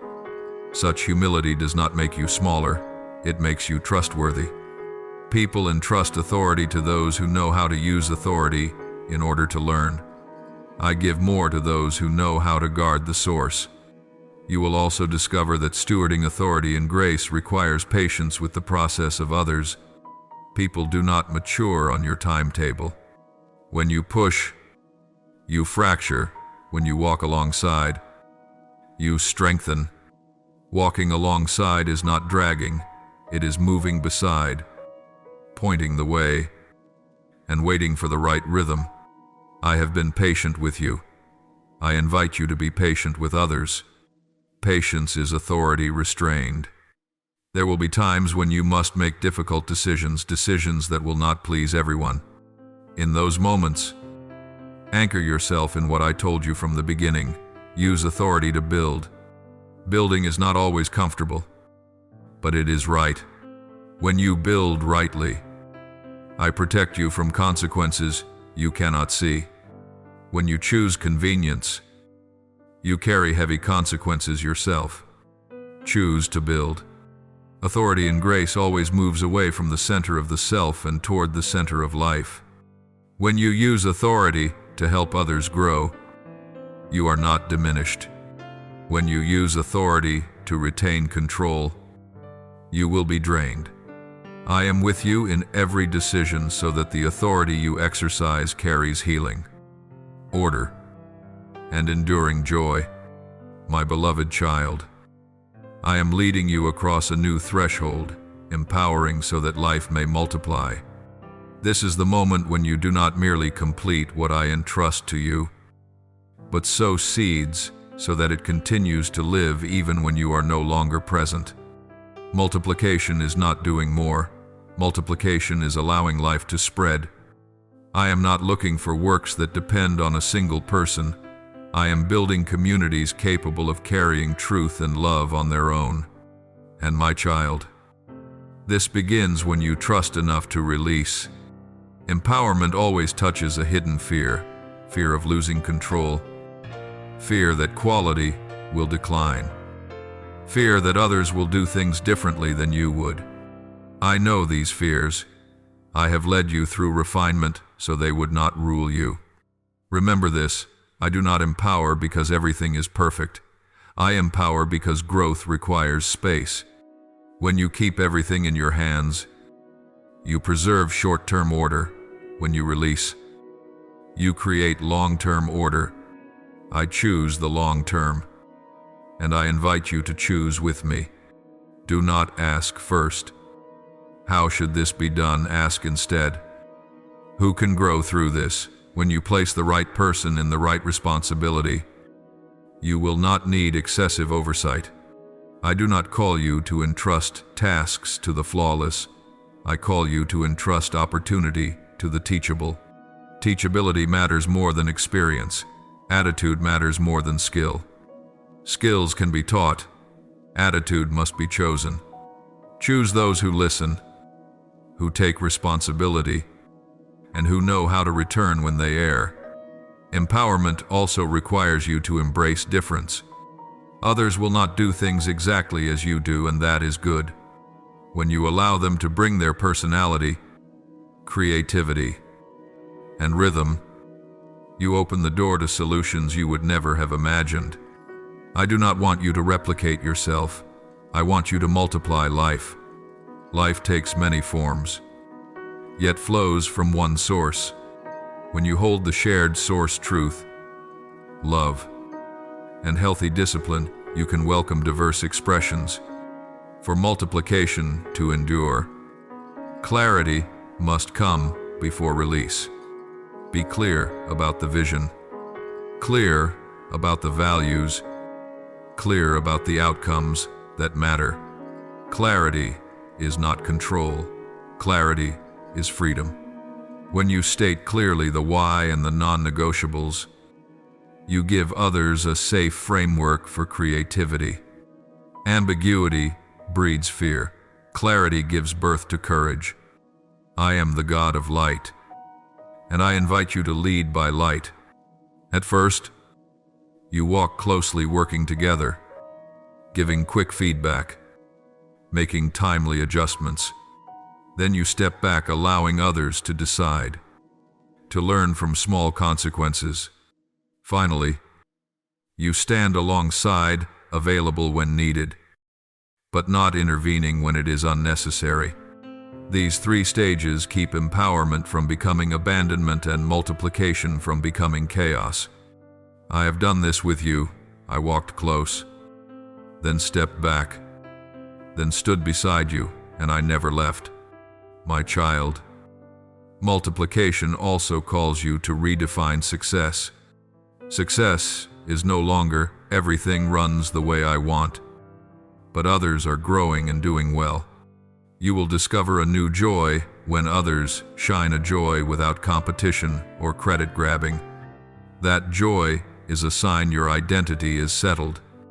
When identity is settled, you no longer need the spotlight to know your worth. You know the source, and you rejoice when that source flows through many channels. Along this path, you will face the mistakes of those you empower. Do not panic.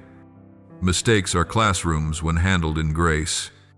When failure happens, return to three questions. What happened?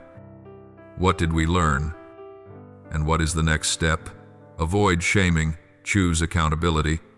Shame makes people hide. Accountability helps them grow. I do not build by fear, I build by truth spoken in love. There is another subtle temptation to keep the key tasks for yourself so you feel indispensable. I speak plainly so you may be free. No one in my work is indispensable. Only the source is. When you fear being replaced, you place your value on your role. I want you to place your value in my love. When you do, you will hand over even the key tasks without trembling. And when you release them, you make room for what I am preparing next for you, things that cannot arrive while your hands are clenched around the old. Sustainable multiplication also requires healthy structure. Structure does not kill life. Structure protects life. Build short, clear meetings, safe feedback channels, and fair measures of evaluation. Good structure reduces dependence on individuals and increases endurance. When you build structure, you do not lose influence. You make your influence transferable. I want the work to live beyond you, not because you are unimportant, but because the life I placed in you is larger than one lifetime. In multiplication, you must also keep rhythms of rest and return. Empowering does not mean disappearing. It means changing roles. You move from primary doer to keeper of the axis. The keeper of the axis needs stillness to listen, alertness to discern, and humility to adjust. If you abandon rest, you will slip back into over-intervention. If you keep the rhythm, you will know when to step in and when to remain still. You will notice a beautiful sign when multiplication is happening rightly. The work advances while your heart feels light. A light heart tells you that you have released well. A heavy heart tells you that you are holding what no longer belongs to you. Trust that inner signal. I use it to guide you. I do not lead you with a whip. I lead you with agreement. When you empower in grace, I protect what you release. This is the invitation: build people, not just tasks. When you build people, you sow for many seasons. When you build only tasks, you harvest one season. I am calling you into many seasons, So what I begin does not merely finish, but multiplies. And I am with you in every act of release, so the work lives. And you live as well. My beloved child, there comes a time when the journey is no longer measured by preparation, but by the steady presence of what I have begun within you. That time is not noisy. It does not resemble a public announcement. It is like the moment you realize that what once required effort now flows naturally. What once made you tremble now rests calmly in your hands. This is the moment you enter completion, not the end of the journey, but a state of stable fruitfulness. I did not only bring you to a place of competence, I brought you to a place of becoming a bearer of life. You will sense this shift first on the inside. You are no longer driven by fear of missing out. You no longer chase validation. You no longer need to remind yourself that you are called. Calling has become your breath. You do because you are. You give because you are full. You lead because you are grounded. That is the mark of healthy completion. This completion does not stop you, it settles you. And from that settled place, everything you touch carries stability. As I began to bear fruit, I also changed the way I work with you. Before, I taught you through clear corrections. Now I lead you through deep agreement. You hear fewer detailed instructions, yet you understand direction more clearly. I do not speak less, you listen more finely. I am not farther away, you are closer. Our relationship enters maturity where many things need not be spoken aloud, because they are understood through spiritual unity. The fruit of this season is not only visible outcomes. The greatest fruit is the person you have become. You no longer react as before. You are not drawn into drama. You do not lose peace when things unfold differently than expected. Others may notice this before you do. They will say you are different, though they struggle to name why. What they are sensing is my presence settled steadily within you. And my child, that is more precious than any achievement. As you enter this season of fruitfulness, I invite you to look back, not to linger in nostalgia, but to confirm. Remember the seasons you have passed through: silence, refinement, pruning, rest, entrustment. No season was wasted. No tears fell without purpose. Everything has been woven into the foundation you now stand upon. When you look back with gratitude, you are freed from the need to prove that what you endured was worth it. I knew it from the beginning. Completion also carries a new responsibility, guarding the fruit so it does not spoil. Fruit can spoil when vigilance fades, when you stop returning, when you abandon rhythms of rest, when familiarity dulls reverence. I do not say this to frighten you. I say it to awaken you. Watchfulness is not tense, it is gentle. It is like a gardener stepping out each morning, not anxious, not careless, simply tending with faithfulness. Continue the practices that have sustained you, returning, listening, stopping, and realigning. These small things keep the fruit fresh. I am expanding your influence in a new way, not by adding platforms, but by going deeper into the lives of others. You will no longer need many. You will need what is true. One conversation can bear more fruit than a stage. One faithful decision can open a way for generations. This is when you begin to understand legacy, not something engraved with a name, but something that transmits life. Legacy is quiet. Legacy endures. In this season, I also teach you the art of not concluding too quickly. When fruit begins to appear, you may feel tempted to label success or failure too soon. Do not. I work in longer cycles. Some fruit needs time to ripen.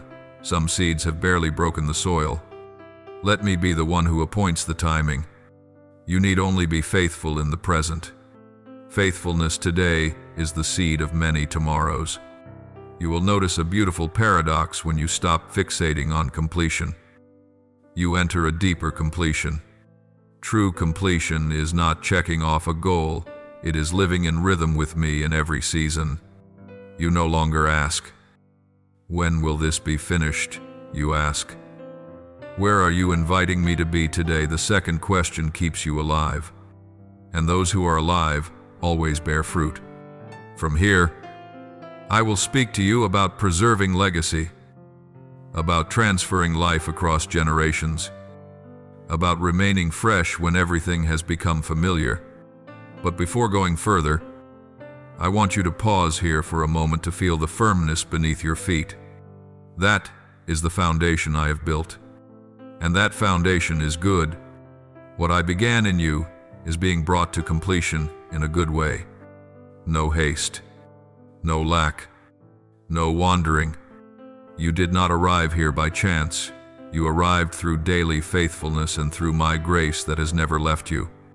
Remain in that grace. My beloved child, from this place of abiding, everything else will continue to multiply. My beloved child, when you have entered a season of stable fruitfulness, what matters most is no longer how to begin, but how to remain. Many can start, not all know how to stay.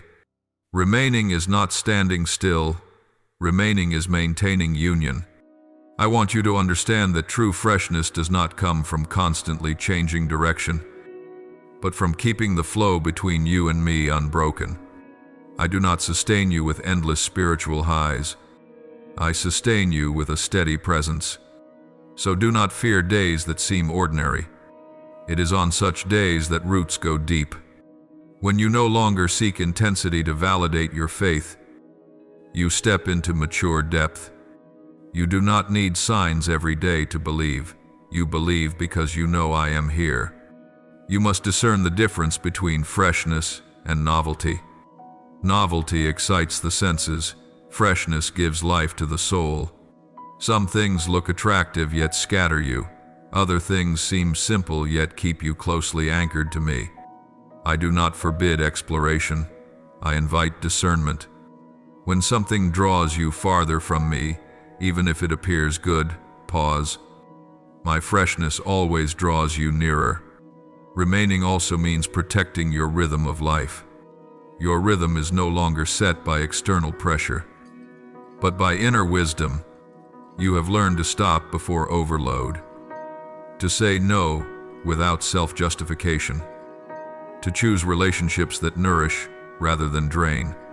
Do not lose these just because you think you are now secure. Many fall not in lack, but in abundance. I also want you to know that remaining does not mean closing yourself off. You do not need walls to protect your peace. You need boundaries. Walls block life. Boundaries guide life. You remain open-hearted, loving, serving, but you do not allow anything to take the central place that belongs to me alone. When I remain at the center, every other relationship finds its proper place. In this season, you will encounter subtle invitations to return to old patterns, quiet, refined. Perhaps praise that tempts you to prove more, responsibilities that tempt you to overcarry, fears that tempt you to control again. I do not condemn you when these invitations appear. I simply invite you to notice them. When you notice early, you are free. When you ignore them, weariness slowly grows. Trust the sensitivity I have placed within you. It is a gift of maturity. You have learned to empower. Now you learn to transmit spirit. Transmitting spirit is not imposing style.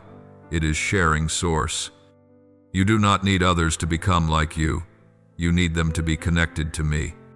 When you lead people to me rather than to yourself, you preserve life over the long term. This is how my work does not become dependent on individuals, and this is also how you remain free. I want you to pay special attention to gentle reverence. Reverence is not fear. Reverence is refusing to take lightly. When you have walked with me for a long time, familiarity can quietly turn into carelessness. Guard reverence in the small things, in how you listen, in how you speak about others, in how you use influence and authority. Reverence keeps the fruit from spoiling on the inside. My child, lasting freshness also comes from a continual willingness to learn. Maturity does not mean you know everything. Maturity means you are willing to learn again. There are things I will teach you in this season that I have never taught you before, not because you were not good enough, but because you were not yet steady enough. Now you can learn without being shaken. Keep your heart soft. The soft-hearted are always being renewed. You will learn to walk slowly without losing direction. Before, moving slowly may have made you anxious. Now, moving slowly makes you clearer. I do not measure faithfulness by speed. I measure it by endurance. One right step, repeated day after day, becomes a solid path. Do not despise consistency. Consistency is the language of legacy. In this steady keeping, there will be moments when it feels as though nothing special is happening. That is not a sign that I have stopped working. It is a sign that I am working at a deeper level. Roots grow in dark soil. Do not dig them up to check. Keep watering. In time, the fruit will speak for itself. Continue to abide, not through strained effort, but through daily choice. Choose to return. Choose to listen. Choose faithfulness in small things. When you choose this way, you do not merely preserve what you have received, you become a keeper of life for many others. And I delight to see you walk like this, steady, fresh, and unhurried.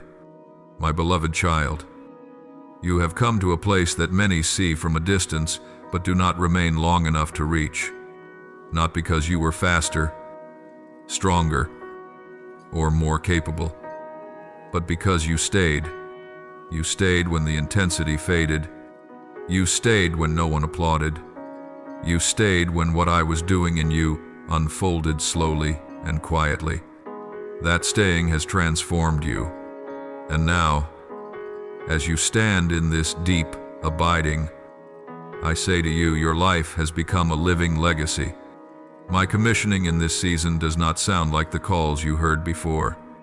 It does not come with urgency or pressure. It comes as a quiet confirmation you are ready to walk without being driven. I am not pushing you out, I am placing you in. And what I place you into is not a position, but a way of being, a life anchored to me, deep enough not to be shaken by circumstances. My child, being sent from a place of abiding means you no longer move to prove anything. You move because of who you are. You do not need to speak much about what I have done to you. Others will sense it. You do not need to explain why you have chosen this rhythm. Your peace will answer for you. When your life becomes testimony, words are no longer required. I trust you with this, because I formed you to carry life, not merely a message. You will notice that your influence now spreads in a very different way, not through quantity, but through depth, not through volume, but through consistent presence. Some will meet you only once, yet what they receive will remain with them for a long time. Some will not remember exactly what you said, but they will remember how they felt in your presence. That is not a skill, it is the fruit of abiding. True legacy is not built by spectacular moments, but by ordinary days lived rightly. You have learned to live rightly in small things, in listening without rushing to correct, in being present without needing to control, in loving without draining yourself. These things are not recorded, not celebrated, yet they are etched into the lives of others. This is a legacy that time cannot erase. Understand this, This commissioning does not pull you away from rest. You do not leave the place of abiding to go and work. You carry the place of abiding with you. Wherever you are among crowds or in quiet, your inner axis remains firmly anchored in me. When that axis is secure, you do not fear losing direction. When it is clear, you know when to step forward and when to stop. This is the wisdom of maturity. I do not measure your life by output, but by faithfulness to the life I have entrusted to you. When you live in the right rhythm, you have done enough, even when no one sees. When you keep your heart soft and alert, you have completed your portion for that day. Let me connect what you cannot see. You need only remain faithful to what is given to you today. In this season, I will no longer shield you from every misunderstanding, not because I withdrew my protection, but because you no longer need everyone's understanding to stand firm. Some will interpret you through their own lenses. You do not need to correct them. You do not need to defend yourself. Let your life continue to speak. Truth does not need to defend itself, it needs time. And time stands with truth. Legacy is not something you try to leave behind. It is something that forms naturally when you live rightly. When you live free from the pressure to become someone, you allow others to become free as well. When you live without defensiveness, you create a safe space for weary hearts. When you walk with gentle certainty, you teach others that strength does not need noise. These lessons require no podium. They are transmitted through presence.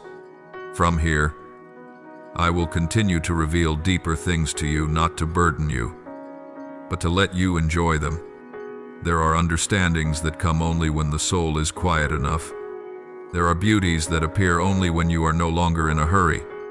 You are entering a season of holy enjoyment, where you realize that I am not only the one who sends you, but the one who delights in being with you. This is the relationship I intended from the beginning. Keep this in your heart. You do not need to return to past seasons to find meaning.